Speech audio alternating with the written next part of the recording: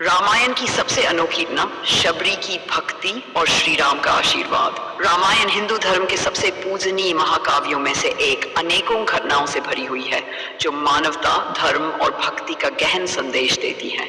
इनमें से एक घटना जो सबसे अनोखी और हृदय स्पर्शी है वह है शबरी की भक्ति और श्री राम का उनकी कुटिया में आगमन।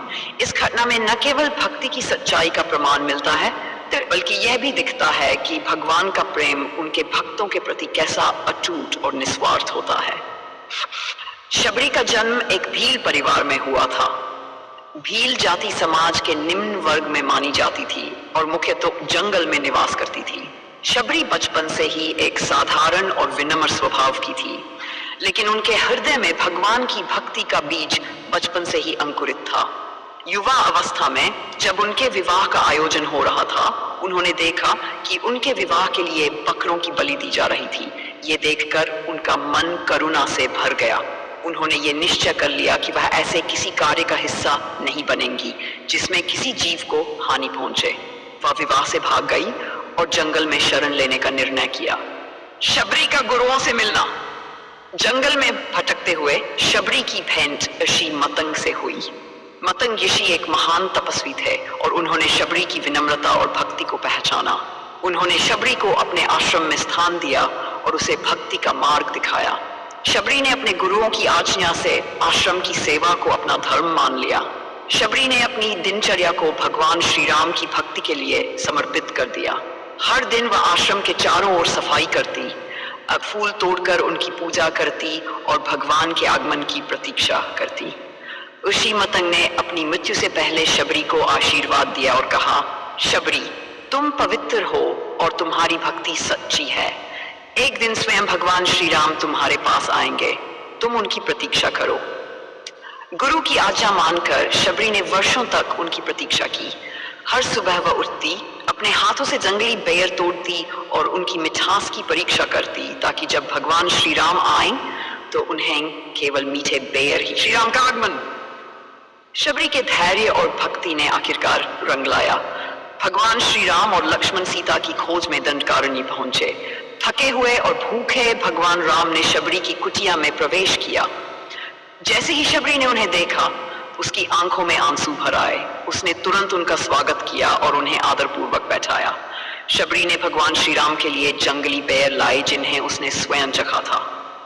यह देखकर लक्ष्मण थोड़ा आश्चर्यचकित हुए और बोले, यह अनुचित है कि जो फल पहले खाए गए हों उन्हें प्रभु को अर्पित किया जाए। लेकिन श्री राम मुस्कुराए और कहा, लक्ष्मण, यह फल भले ही साधारण हो, लेकिन इन फलों में शबरी की भक्ति और प्रेम का रस है। यह मेरे लिए स्वर्ग के अमृत से भी अधिक प्रिय है। श्री राम ने उन फलों को बड़े आनंद और प्रेम से खाया। शबरी का संदेश। शबरी ने भगवान से पूछा, प्रभु, मेरे जीवन का क्या उद्देश्य है? मुझे आपकी भक्ति में स्थिर रहने का मार्ग दिखाएं। श्री राम ने उसे नवदा भक्ति के 9 रूपों का उपदेश दिया। उन्होंने कहा, संतों का संग, अच्छे संतों की संगति में रहो। हरि कथा सुन, भगवान की कथा को सुनो और उसका नमन करो। ईश्वर पर विश्वास, भगवान पर अटूट विश्वास रखो। गुरु सेवा, अपने गुरु की सेवा करो। प्रभु का जाप, निरंतर भगवान का नाम स्मरण करो। सिर्फ इंद्रियों पर संयम, अपनी इच्छाओं और इंद्रियों को नियंत्रित करो। असत्य धर्म, अपने में सत्य और धर्म का पालन करो। समर्पण, भगवान को अपना सर्वस्व अर्पण करो। भगवान से सच्चा स्नेह रखो। शबरी का मोक्ष प्राप्ति। श्री राम के चरणों की सेवा करते हुए शबरी ने अपना समस्त जीवन भगवान के लिए समर्पित कर दिया। जब श्री राम ने अपनी यात्रा जारी रखने की अनुमति दी तो शबरी ने उन्हें प्रणाम किया और फिर अग्नि में प्रवेश कर मोक्ष प्राप्त किया। शबरी की घटना का महत्व। शबरी की कहानी हमें सिखाती है कि भगवान के प्रति सच्ची भक्ति जाति, वर्ग या पंथ की सीमाओं से परे होती है। भगवान केवल अपने भक्तों के प्रेम और समर्पण को देखते हैं। शबरी की साधारण बेर अर्पित करने की घटना यह दर्शाती है कि प्रेम से दिया गया छोटा से छोटा उपहार भी भगवान के लिए अमूल्य हो सकता है।